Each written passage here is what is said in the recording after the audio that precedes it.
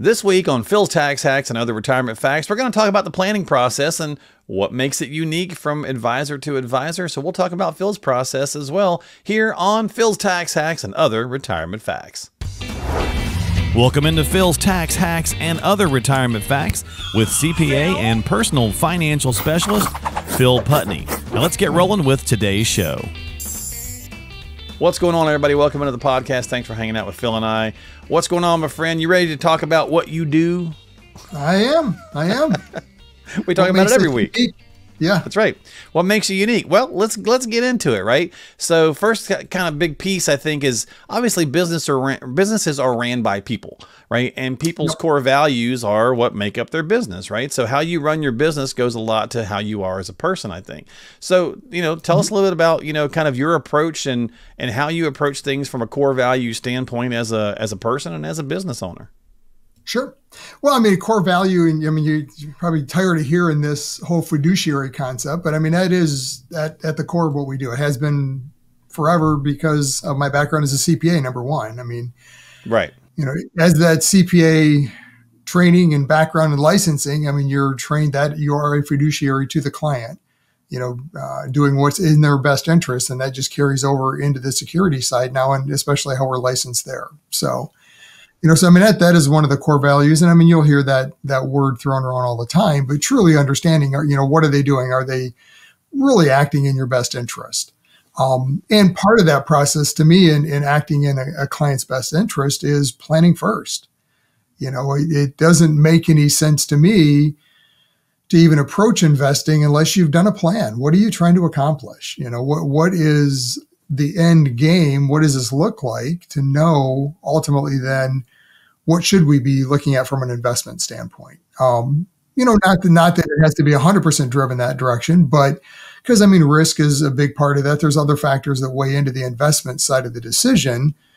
But one of the biggest factors is going to be planning. What is the time horizon look like for you? When are you going to need the money? How much? All the other factors that goes into that. So running that plan. Okay. So, you got to start with those core values. And then, we start talking about the approach, the planning process. To me, like just, talking with you over the last couple of years, we've been chatting, and I talk with a lot of advisors.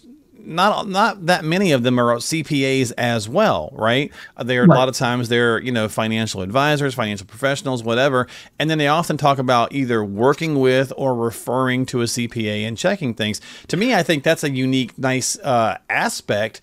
Is that you have your CPA hat on, which is, what's happened now and what's happened last year.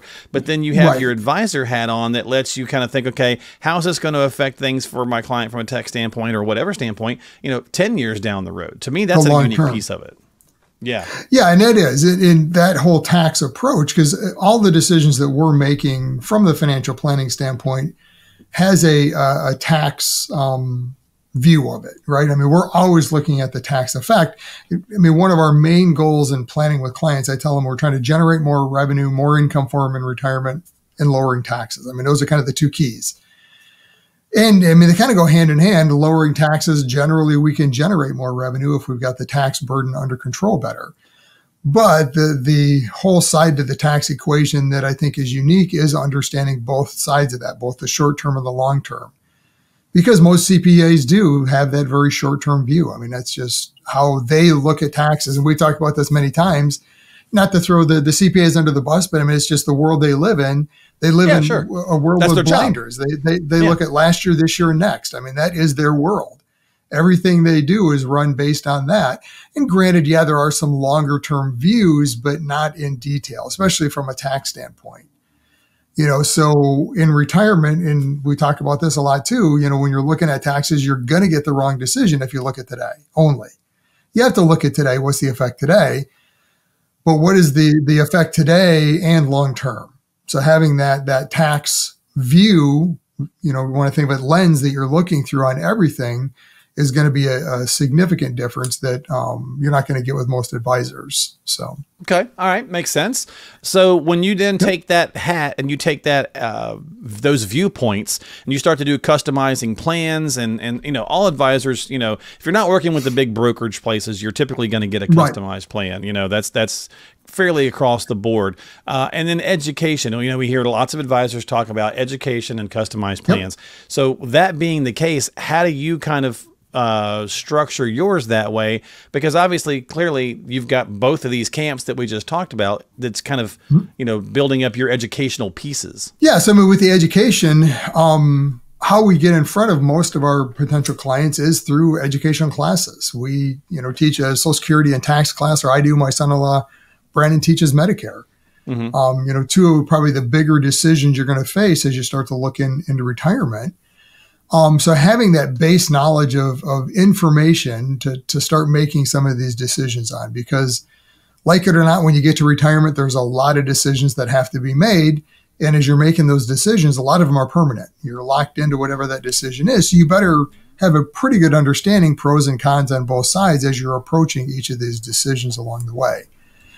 And that's really my focus and goal when I'm working with a client and putting a financial plan together. And I tell them, you know, this all the time. If clients are listening, this is nothing new. They hear it all the time. In those beginning meetings, you know, I tell them my goal in the planning process isn't to come up with a plan. Here's your plan. You know, meeting 2 or 3, we're coming together and saying, well, here's the plan. No, my goal is, as we're going through this process, and it's a process, it'll take 2 to 3 meetings, is to have the discussion on Social Security. Let's look at the pros and the cons. Let's run the numbers. Right. And I'll give you my opinion, what I would recommend and why. But at the end of the day, it's your decision. And my goal is to give you the information, pros and cons on each of these, so you can then say, okay, well, yeah, I understand this, but you know, I'm not comfortable with that piece of that decision, so I'm going to go this direction. Perfect. Then let's put that in the plan, because that's your decision. I don't have a problem with that, even if it's not the one I recommended. It doesn't matter to me. It's not my plan, it's yours.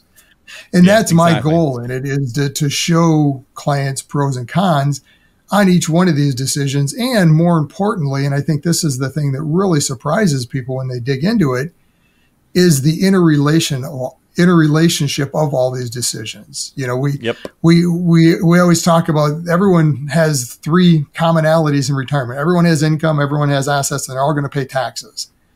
But as you change one component, you change the income component. For instance, Social Security, if you change when and how you file, how much you get.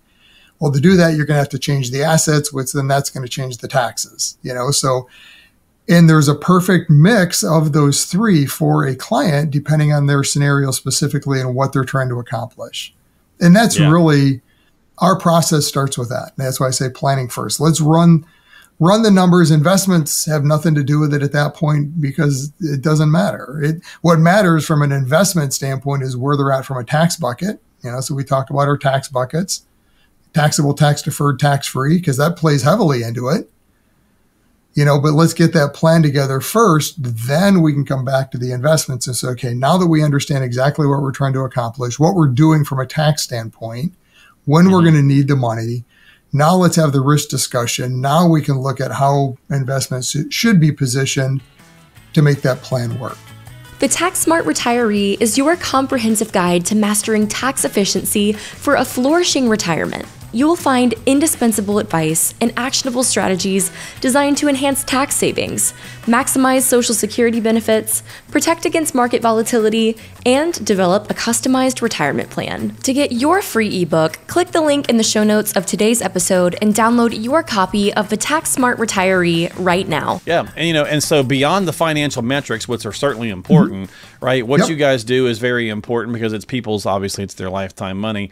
So I guess just kind of wrap it up with, you know, how do you measure success, right?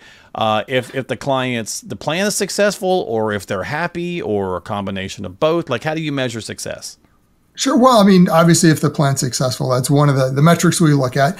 But I mean, to be fair, not all of it is something we control or our clients control. You know, for instance, spending. I mean, that's a part of the plan. We plan on a certain amount of spending, not budget, but this is what we're, you know, what you think you need monthly, or whatever the case is. And we try to make that as clear as we can in the beginning. But at the end of the day, if you said, well, I need $6,000 a month, and we get into retirement, you're spending $8,000. Well, hold on. You know, we've got to have a different discussion, because that's not the plan we did.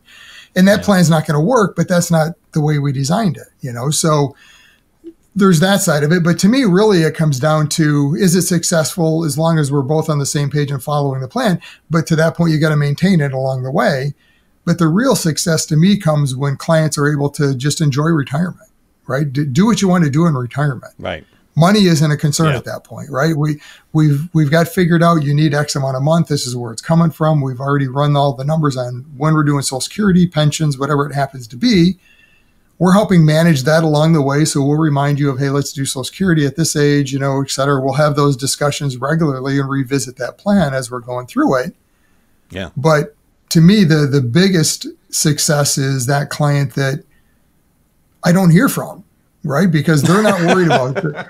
Well, and I don't know, I love hearing from clients, but I mean, I get what you're saying, right? I'm not getting that panic call. Hey, the market's doing this, or, are we going to really have enough? Or, if we've done our job and they're participating, then it works. Exactly. And life is so hectic. They're on top of it. We're working together. Yeah. Yeah. You don't think, hey, I'm just going to call Phil to bug him. Everything is great, but I'm just going to call him to bug him. So it's like, if you don't, I'm not going to take the time to remember to call my financial guy and just let him know how much I think he's the greatest thing since sliced bread if everything is going good, because he's doing his job, or she's doing her job, right?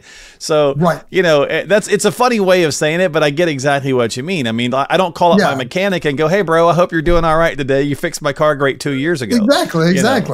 Yeah, so if you're doing your job right, this is obviously a little bit different because you're doing things on a regular basis, And I always tell clients, look, I don't discourage them from calling me. Call me, please. I'd much rather hear from a client, hey, I'm thinking about whatever, than I did this thing, right? Let's talk things through, and I'm your sounding board. I don't have the keys to the money, so to speak. It's not my job at all. If you want to do it, then let's do it. We'll get it done. I'll tell you the pros and cons, but it's your money. It's not mine, but please use me as a sounding board. But to my point, when I say I don't hear from clients, because they're not concerned, right? And if they are, that's great. I'd love to hear from them. And let's talk through why you're concerned and do we need to make a change accordingly? That's great. Let's do it. In fact, I just had that discussion with a client yesterday that she's getting a little nervous with what's going on in the markets, and we talked about pros and cons.